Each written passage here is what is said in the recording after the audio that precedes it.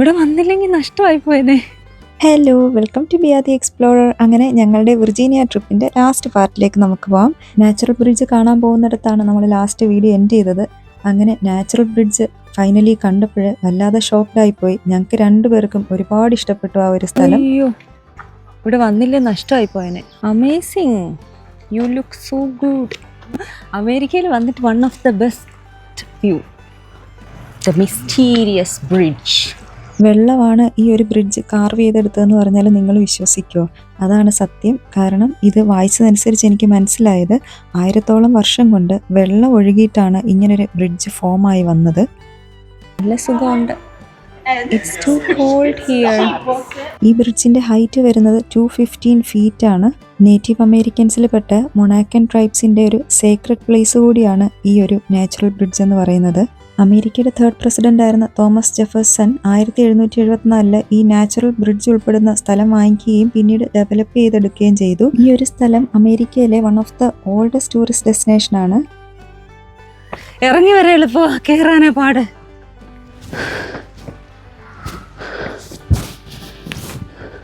എൻ്റെ മുന്നിൽ എൻ്റെ പട്ടാളക്കാരിയായ ചേച്ചി പറന്നു പോകുന്ന കണ്ടിട്ടാണ് ഞാൻ ആ നഗ്ന സത്യം മനസ്സിലാക്കിയത്. അതായത് എൻ്റെ ബോഡി വയസ്സായി തുടങ്ങി, ഇനിയിപ്പോൾ എക്സസൈസ് ഒന്നും ഇല്ലാതെ മുന്നോട്ട് പോകത്തില്ലെന്നുള്ളത്.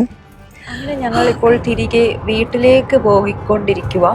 ഞങ്ങൾ എക്സ്പെക്ട് ചെയ്തതിനേക്കാളും എക്സ്ട്രീം ചൂടായിപ്പോയി. അതുകൊണ്ട് തന്നെ ഇനിയിപ്പോൾ വീട്ടിലേക്ക് പോകാൻ തീരുമാനിച്ചു. We are going to a Thai restaurant today.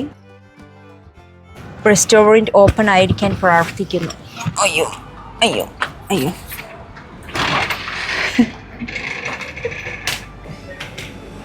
Smoothie, my favorite smoothie ഇവിടെ ഉള്ള. I have seafood allergy. ഇവിടെ ഞാൻ ചൂസി.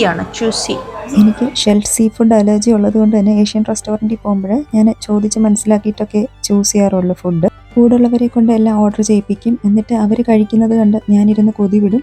അങ്ങനെയാണ് ഇങ്ങനത്തെ സന്ദർഭങ്ങളിൽ ഞാൻ സന്തോഷം കണ്ടെത്താറുള്ളത്.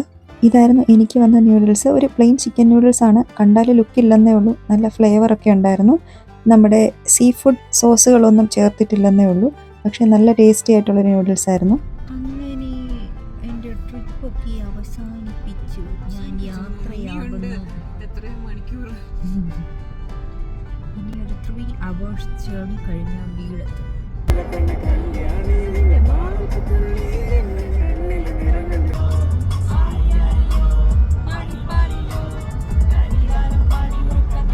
അങ്ങനെ ഞങ്ങളുടെ വെർജീനിയ ട്രിപ്പ് ഇവിടെ അവസാനിപ്പിക്കുക.